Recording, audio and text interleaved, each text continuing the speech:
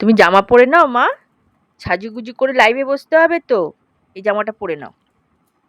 আজকে একটা কমেন্টের উত্তর দেব বলেই আজকে এই ভিডিওটা করছি। আপনারা সবাই জানেন যে কিছুদিন আগে আমি পুকুর বার্থডে সেলিব্রেট করেছি। সেখানে একজন কমেন্ট করেছেন, আমি কুকুর নিয়ে 5 স্টার হোটেলে বার্থডে সেলিব্রেট করছি, কিন্তু রাস্তার যারা অবলা প্রাণী তাদেরকে আমরা কোনো হেল্প করি না।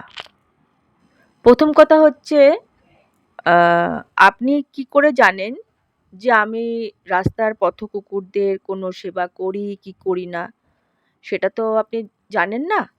আর আমি আমার বাচ্চাকে যদি নিয়ে আমি ওকে হ্যাপি রাখার চেষ্টা করি, সেটা তো আমি মনে করি না আমার কোনো অন্যায়।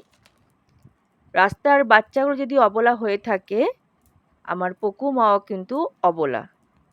কারণ ও তার বাবা মাকে ছেড়ে আজকে আমার পরিবারে এসেছে। তো আমি মনে করি তাকে ভালো রাখার দায়িত্বও কিন্তু আমার, তাকে হ্যাপি রাখার দায়িত্বও কিন্তু আমার। তা বলে আমি যে রাস্তার বাচ্চাদেরকে কিছু করি না, সেটা মোটেও নয়।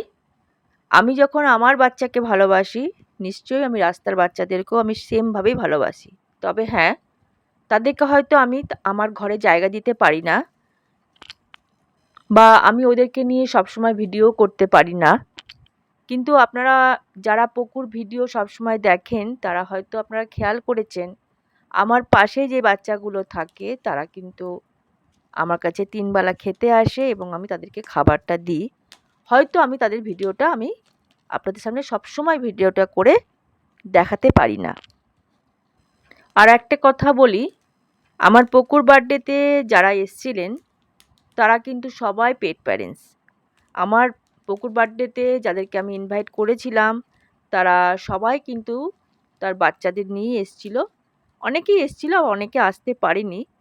তো আশা করি যদি ভিডিওটা আপনারা দেখে থাকেন তারা আপনারা দেখবেন যে ওখানে কিন্তু পকুর মতো আরও বাচ্চা ছিল। এবং এখানে একজন ছিলেন যিনি শুধু পথ কুকুরদের নিয়েই কাজকর্ম করেন, উনিও কিন্তু সেখানে প্রেজেন্ট ছিলেন। কাজেই অযথা আপনি কোনো কিছু না জেনে না শুনে হঠাৎ করে একটা কমেন্ট করে দিলেন। আপনি কমেন্ট করবেন, নিশ্চয়ই কমেন্ট করবেন, কিন্তু সঠিকটা জেনে কমেন্ট করুন। ভালো জিনিসকে ভালো বলতে শিখুন।